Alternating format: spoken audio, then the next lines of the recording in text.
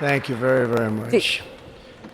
Vice President Vance, Speaker Johnson, Senator Thune, Chief Justice Roberts, Justices of the United States Supreme Court, President Clinton, President Bush, President Obama, President Biden, Vice President Harris, and my fellow citizens.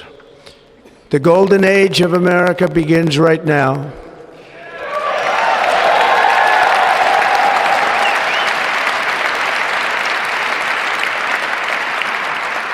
From this day forward, our country will flourish and be respected again all over the world. We will be the envy of every nation, and we will not allow ourselves to be taken advantage of any longer. During every single day of the Trump administration, I will very simply put America first.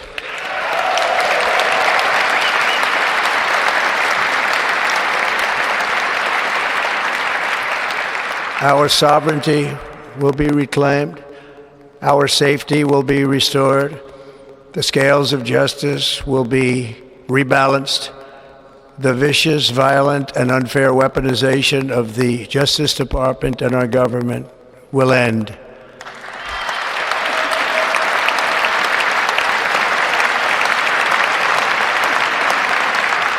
And our top priority will be to create a nation that is proud, prosperous, and free.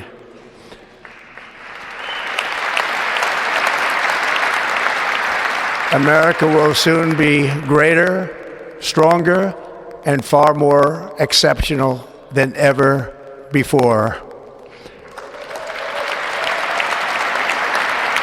I return to the presidency confident and optimistic that we are at the start of a thrilling new era of national success. A tide of change is sweeping the country, sunlight is pouring over the entire world, and America has the chance to seize this opportunity like never before. But first, we must be honest about the challenges we face.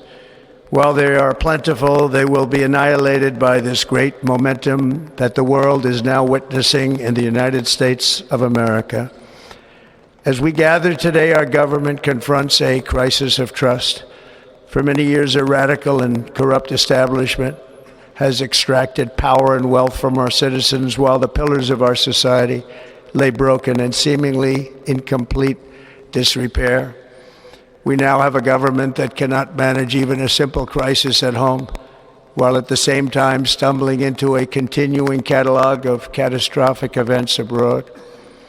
It fails to protect our magnificent, law-abiding American citizens, but provides sanctuary and protection for dangerous criminals, many from prisons and mental institutions that have illegally entered our country from all over the world. We have a government that has given unlimited funding to the defense of foreign borders, but refuses to defend American borders or, more importantly, its own people. Our country can no longer deliver services in times of emergency, as recently shown by the wonderful people of North Carolina, been treated so badly.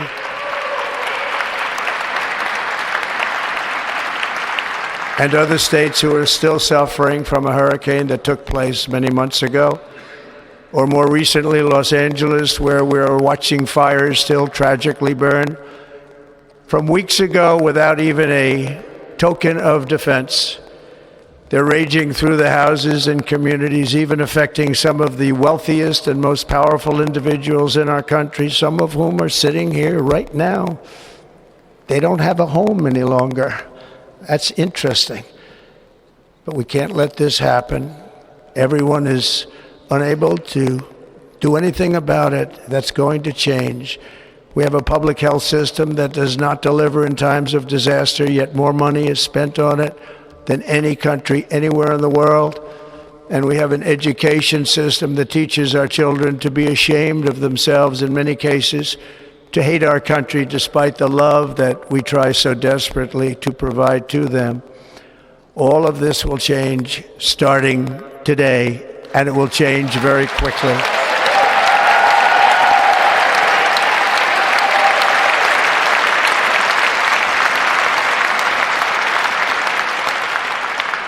My recent election is a mandate to completely and totally reverse a horrible betrayal and all of these many betrayals that have taken place, and to give the people back their faith, their wealth, their democracy, and indeed their freedom.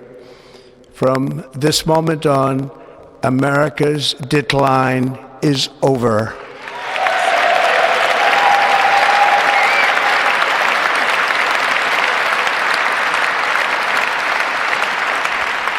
Our liberties and our nation's glorious destiny will no longer be denied, and we will immediately restore the integrity, competency, and loyalty of America's government. Over the past 8 years, I have been tested and challenged more than any president in our 250-year history, and I've learned a lot along the way. The journey to reclaim our republic has not been an easy one, that I can tell you. Those who wish to stop our cause have tried to take my freedom and indeed to take my life. Just a few months ago in a beautiful Pennsylvania field, an assassin's bullet ripped through my ear. But I felt then, and believe even more so now, that my life was saved for a reason. I was saved by God to make America great again.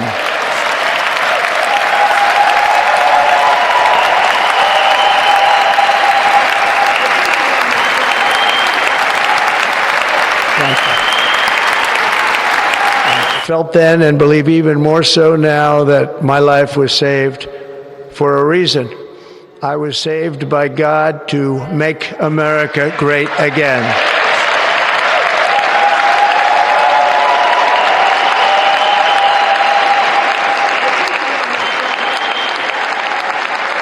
Thank you.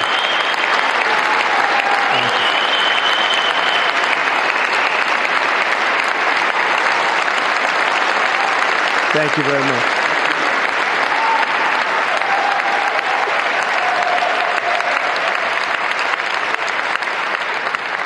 तो अमेरिकी राष्ट्रपति Donald Trump अपनी speech में बताते हुए कि America को एक बार फिर से महान बनाना है, और उन्होंने कहा कि मेरा जीवन शायद इसीलिए मेरी जान बची कि मैं फिर से अमेरिका को महान बनाऊं, तरक्की के रास्ते पे ले जाऊं.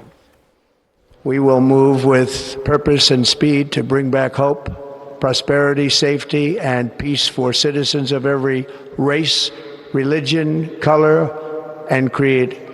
For American citizens, January 20th, 2025 is Liberation Day.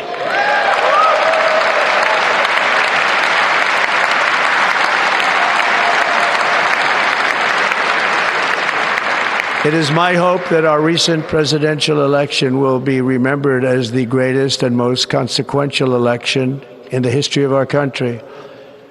As our victory showed, the entire nation is rapid by millions of people.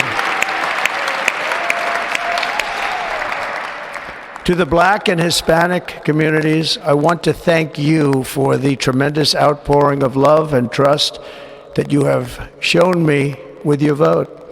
We set records, and I will not forget it.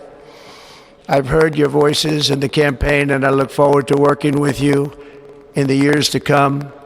Today is Martin Luther King Day, and his honor, this will be a great honor, but in his honor we will strive together to make his dream a reality. We will make his dream come true. तो America को महान बनाने के लिए भगवान ने मुझे बचाया है और अमेरिका को तरक्की के रास्ते पर ले जाऊंगा, और अब अमेरिका में बदलाव की शुरुआत होगी, घुसपैठ रुकेगी, इसको साफ उन्होंने कर दिया है। और आज उन्होंने बताया कि जनवरी का जो तीसरा मंडे होता है, मार्टिन लूथर किंग डे के तौर पर भी उसको याद किया जाता है, तो उसका भी जिक्र उन्होंने यहाँ पर किया है।